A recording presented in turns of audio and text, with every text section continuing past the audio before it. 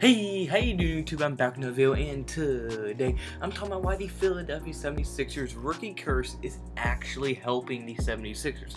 Now, you might be like, now how in the world does that mean? How does it possibly help you to get every rookie year and year to get injured in summer league, or just have a season-ending injury, or make him miss pretty much the entire rookie season? How can that possibly help? Well, I actually have a few reasons to why I think it could help, and I'm getting to the actual injuries themselves, how these kind of help the 76ers and the success that they have had due to these injuries. So I'm going to be getting into all of that. So before you click off the video and dislike it because you think I'm stupid for making this type of video, please just hear me out and watch the video throughout. So without further ado, without rambling on too much, let's get right into this video.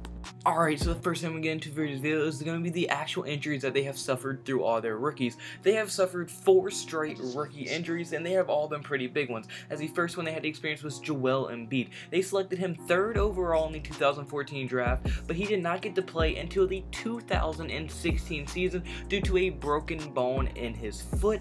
And he wasn't even able to play over 40 games until last year, as the year before he only played 31 games. So they weren't able to get actual productivity and actual real playing time from Joel Embiid until pretty much last year, since 2014 when he was drafted due to his injury. And it really has set him back, and they just weren't able to use him a lot. But the second rookie injury they suffered was Ben Simmons. He was picked #1 overall 2 years ago in the draft, and he went down in the summer league with a broken foot, forcing him to miss his entire what would have been rookie season. One of the most hyped up rookies to come out of the draft in a long time. They drafted him #1 overall in the summer league. His season is over because he has to undergo season-ending surgery. So that was a huge blow to them as well. And then just last year, another #1 overall pick, Markelle Fultz. They picked him last year in 1st overall, as a lot of y'all know. But with a mysterious shoulder injury that still not a lot of people know what really happened there, how he got injured or what the injury actually is. He ended up having to miss pretty much every single game of the NBA season, only playing in 14 games his rookie year. And he did show promise in some of those, but still suffered pretty much another season-ending injury, something the rookies usually get a lot. And then this year, in this year's draft, they traded for Zhaire Smith. The Suns drafted him, but since they traded for him, of course he got hurt, as he has went down in the summer league with a hurt foot and will be missing at least the first half of this NBA season. So now look at that. Joel Embiid goes down with a foot injury. Ben Simmons goes down with a foot injury. Markelle Fultz shoulder injury, and now this year Zhaire Smith another foot injury. Looks like there's a pattern kind of forming there, besides Markelle Fultz being the only outlier. So to be honest, right now it's probably how is this ever going to help them? In what way does this help the Philadelphia 76ers?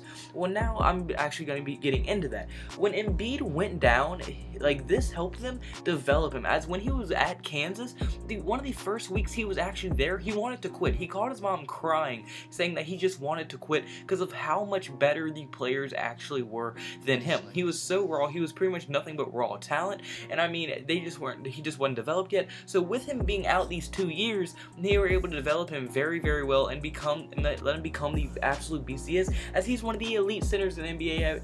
As you can see, as he averaged 23 points per game, 11 rebounds per game, and 3.2 assists per game. He's one of the best, if not the best center in the game right now, and that development helped him a ton. But not only were they able to develop Joel Embiid and make him into a beast, but they were also able to tank, as the years that he missed, they were still very, very bad because they were losing his production because he just wasn't on the court, or was barely on the court. And we saw that, as they were able to get #1 overall pick Ben Simmons. So they were bad enough to get a #1 overall pick the very next year, and he just so happens to be one of the best rookie point guards, or one of the best young prospects in the entire league right now.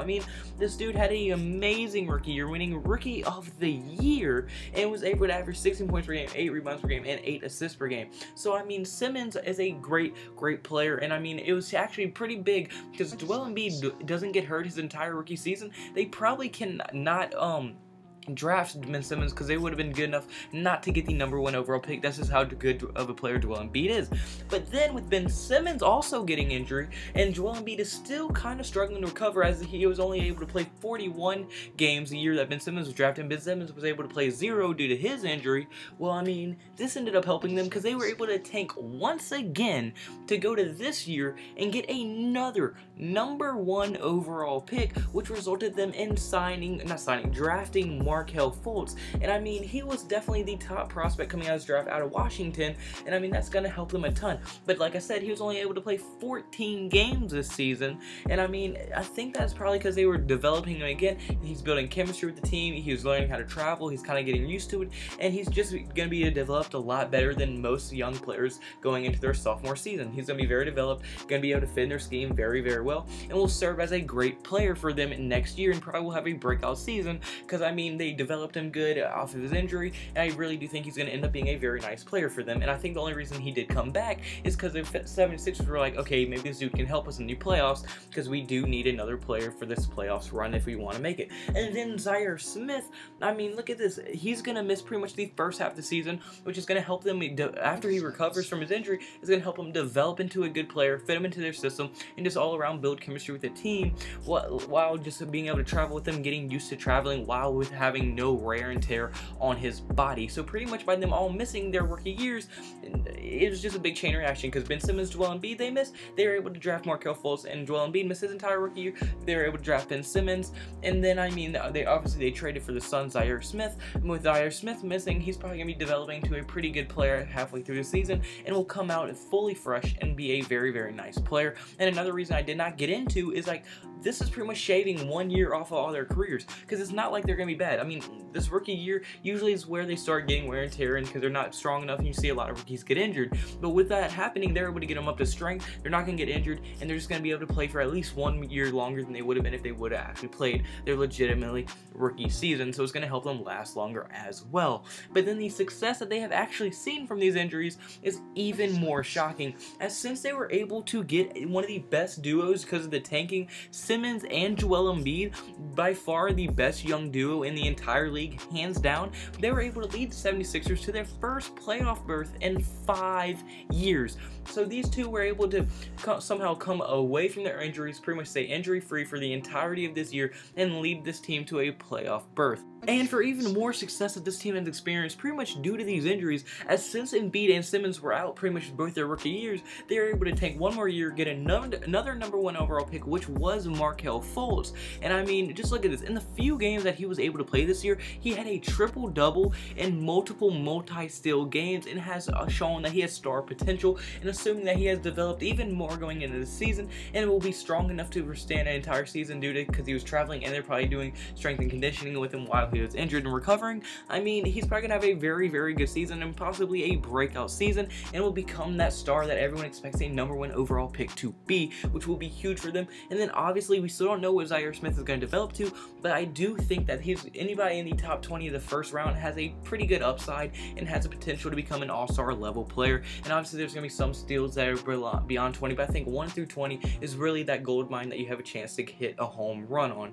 But then also they have some of the brightest future in the entire NBA. I mean, look, you have Ben Simmons and Joel Embiid. Joel Embiid is probably the best center in the league. Ben Simmons one day will be the best point guard in the league. Markelle Fultz has the potential to be a beast of a shooting guard or point guard, however they decide to use him and Ben Simmons. And then Zaire Smith, no telling how good he's going to be. And they do have other young assets on their team that could develop into be very, very great. So they have potential to have a group of four group players of their core, which will include Ben Simmons, Joel Embiid, Markelle Fultz, and Zaire Smith. And if all of them develop how they think they're going to develop, and if the cycle continues like it did for Joel Embiid and Ben Simmons, no telling how long this core will be together, how good they will be as they develop more and more chemistry every single year, and just how great they could be.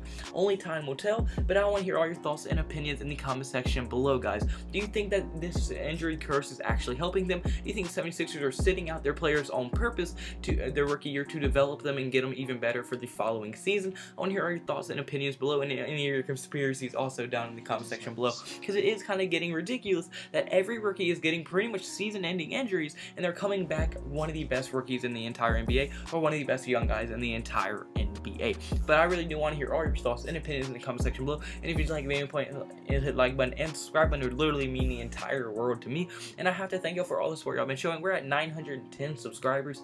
I mean, y'all have been killing it. We're 90 away from 1,000. Like, that is so unbelievable to me. Like, the fact that we're even this far is shocking to me, and the fact that we keep on growing every single day, just is so motivating to me, and like it's just unbelievable, and y'all are helping me get to where I want to be in life so much, and I cannot thank y'all enough. And as long as y'all keep supporting these videos, I'm gonna keep grinding them out for you. You better believe that. But another person I have to give all praise to is God. I mean, God is the reason I'm here. He put me on this mission to be here. He gave me all the blessings to be able to make these videos for you. He's helping me stay awake, stay energized to help you make all these videos, and just keep me motivated to do this and to keep me loving it. And I think as long as I'm doing what he wants me to do, and I'm doing the mission that he set me out to do, spread his name through these videos and just entertain y'all as well, I think I'm going to be very successful in life, and I'm going to always have him at my back, and I know that he's never going to let anything horrible happen to me. And if I start veering off on the wrong path, he is going to set me straight.